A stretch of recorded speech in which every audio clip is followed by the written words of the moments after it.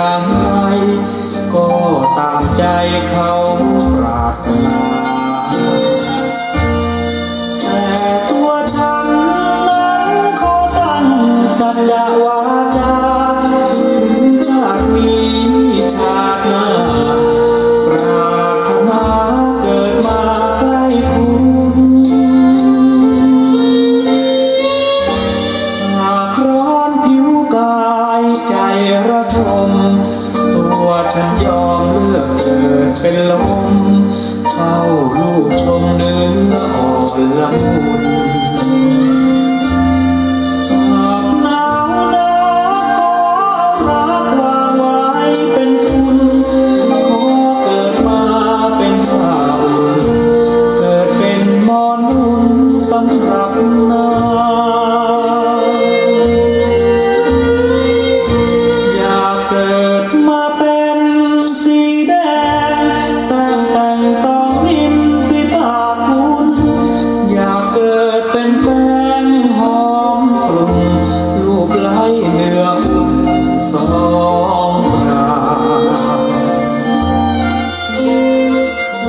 อยากเกิดเป็นสร้อยห้อยคอไว้อยากเป็นดอกไม้ที่ทัดหูอยากอยู่ร่วมโอใบหาจะขอเป็นแหวนสวมก้อยเป็นกำไลสวมใส่มือน้อยเกิดเป็นรอยรักผ่านของนาอยากแนบเนื้อขอเป็นเสื้อสวมใส่สังระพางขอเกิดเป็นหมอนข้างเพื่อนางนวลน้องได้กอดนอน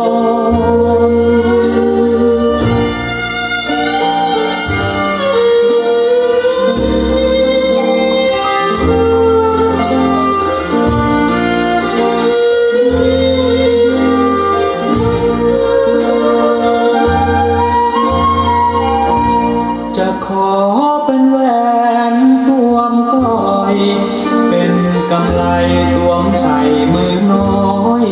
เกิดเป็นรอยรักผ่านของนาอยากแนบเนื้อขอเป็นเสื้อสวมใส่สังระพาง